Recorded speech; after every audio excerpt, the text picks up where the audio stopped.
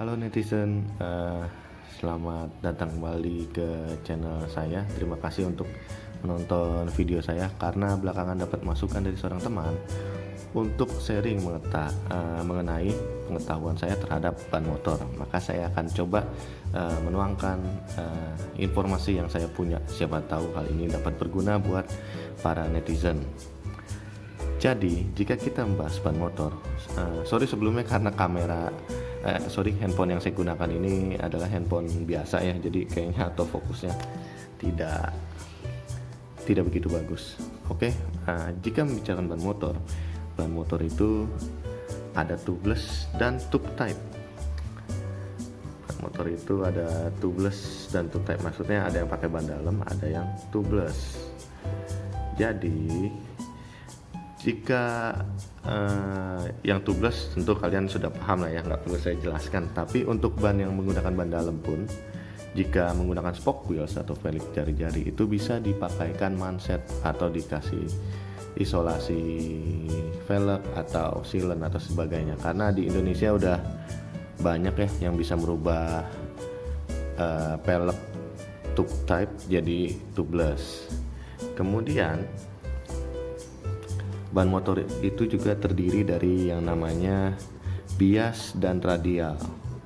Bedanya adalah radial itu, misalkan kita ban motor ngeliat dari atas seperti ini ya, itu dia konstruksinya hanya seperti ini. Beda dengan ban motor bias. Bias itu konstruksi pembuatannya tuh menyilang. Nah, apa efeknya? Untuk ban radial tentu lebih bagus karena dia akan lebih lentur, lebih mengikuti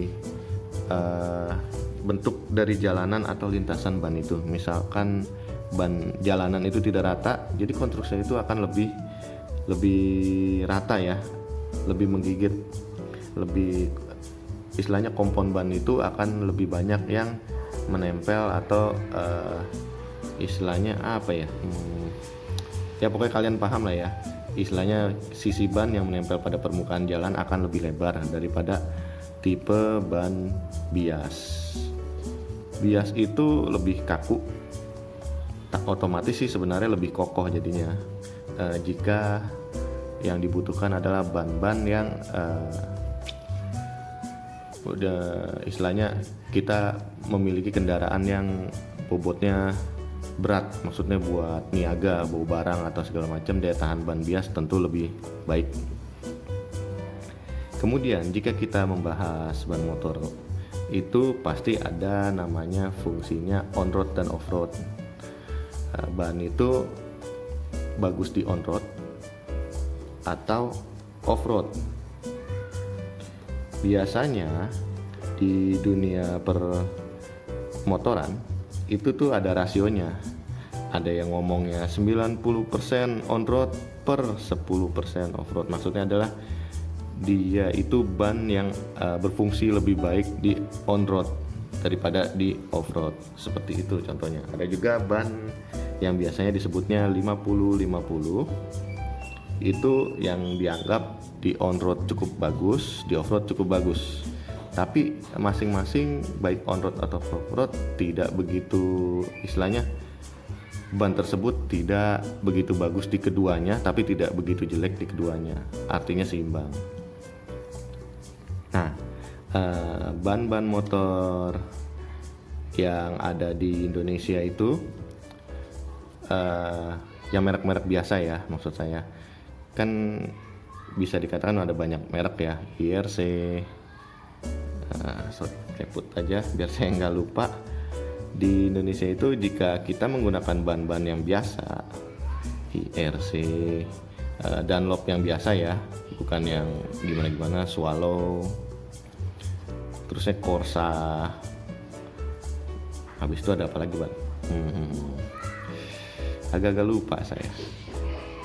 Intinya sih kalau kita menggunakan ban-ban yang biasa seperti yang saya sebutkan tadi, dan ada juga Comet ya, saya juga belum pernah coba sebenarnya Comet, tapi kalau ban-ban seperti itu sebenarnya kalau ditanya bagusan mana gitu, bisa dikatakan hampir sama, perbedaannya hanya sedikit. Jadi kalian nggak perlu terlalu repot lah untuk memilih ban-ban merek tersebut ya, karena untuk merek-merek kayak Xeneos, IRC, Swallow, Corsa atau FDR yang biasa itu memiliki perbedaan yang tipis dan sama-sama enak buat digunakan untuk commuting atau aktivitas sehari-hari. Jadi kalian nggak usah pusing-pusing nih ban mana yang awet atau seperti apa. Kalau yang harganya 11-12 atau memang ada harga ada kualitas. Jadi kalau kalian ban tersebut mahal ya pasti jelas itu lebih bagus sih. Kemudian kenapa saya bilang pilih aja sesuai yang kalian mau, kan ada motifnya alur ban tersebut tuh, kalian bisa pilih saja mana yang kalian suka. Karena untuk ban di range harga dan yang merek-merek seperti tadi saya sebutkan itu sebenarnya perbedaannya nggak terlalu signifikan, tapi perlu diperhatikan bagian apa nyebutnya nih kalau dalam bahasa Indonesia, motifnya atau alurnya ya. Karena ban motor itu ada motifnya, contoh ada motifnya seperti ini. Nah, fungsinya itu apa? Fungsinya itu adalah sebagai pembuangan air atau partikel-partikel kecil seperti pasir, kerikil yang ada di permukaan jalan dalam lintasan ban tersebut. Sampai dia juga membuang jika ada hantaman angin dari depan, itu juga memberikan efek walaupun nggak terlalu signifikan. Nah, apa yang perlu diperhatikan dari guratan-guratan ini? Jika bannya semakin sedikit, memang dia akan semakin lengket. Maksud saya jika garis-garisnya atau motifnya terlalu dikit, ban itu memang akan semakin lengket di jalanan dengan catatan aspal bersih. Tetapi jika dalam, ya setahu saya berkendara di Jabodetabek, aspal bersih jarang ya, jadi kayaknya nggak bagus jika menggunakan ban semi slick atau ban slick. Tetap direkomendasikan ban yang bermotif. Kenapa ban-ban off-road atau ban-ban semi off-road guratannya contoh ya, bentuknya itu ulirnya garis-garisnya besar-besar gitu, itu ada fungsinya. Kalau ban biasa kan biasanya garisnya kecil-kecil ya, misalkan cuman setengah senti atau 1 senti, tapi ban-ban off-road itu bisa lebih dari 1 senti.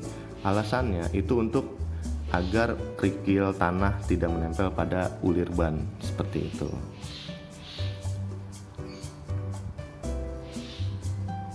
Kemudian kita akan bahas mengenai angka-angka dalam ban ya. Jadi ban itu saya anjurkan agar menggunakan ukuran dari standar pabrikan. Misalkan 90/90 ban stoknya atau ban bawaannya, kita bisa juga menggunakan saat mengganti ban ukuran yang sama. Jika ingin mengcustom membuat ban yang lebih besar atau lebih kecil, saya sarankan hanya naik atau turun satu ukuran. Contohnya 90/90 boleh dinaikkan menjadi 100/90, belakangnya bebas sih, atau diturunkan menjadi, sebenarnya tuh diturunkan nggak begitu dianjurkan ya, karena pasti tidak nyaman seperti itu. Nah, bagaimana cara membaca ini? Ini itu sebenarnya angka bagian pertama ini, misalkan 100, itu adalah lebar dari tapak ban tersebut. Jika di sampingnya ada tulisannya per 80, ini maka disebut profile ban. Profile ban itu adalah 80% dari skala lebarnya. Jadi dibacanya jika dia lebarnya adalah 100 mili atau 10 cm, maka lebarnya adalah 80/100 dikali 100 sama dengan 80. Jadi ketebalan bannya, bukan tebal karetnya, tapi tinggi bannya itu adalah 8 cm, seperti itu. Jika ditulis 70 berarti 70 cm. Begitu cara membaca lebar ban dan profil ban.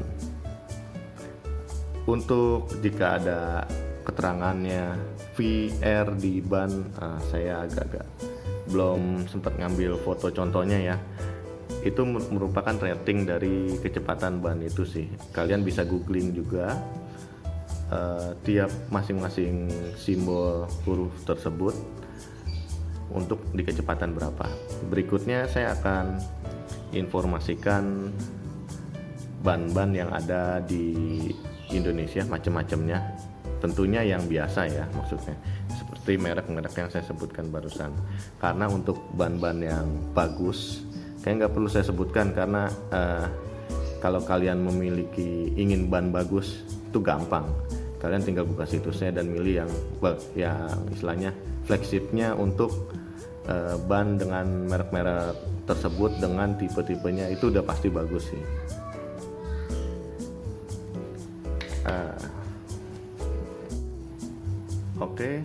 Di video berikutnya saya akan membahas ban-ban motor yang ada di Indonesia dengan yang best value, harga masuk akal tapi bagus, dan beserta pilihan-pilihan yang ada. Karena kalau kita bilang ban mahal, ya ban mahal biasanya pasti bagus, sejelek-jeleknya pasti tetap lebih bagus daripada ban biasa. Jangan lupa untuk, jika informasi dari video ini yang saya sampaikan ini bermanfaat, jangan lupa untuk klik like, dan jangan lupa komen jika ada yang mau kalian sampaikan kepada saya atau mau memberi saran terhadap video saya, dan jangan lupa juga subscribe untuk mendapatkan video terbaru saya. Ditunggu ya video barunya.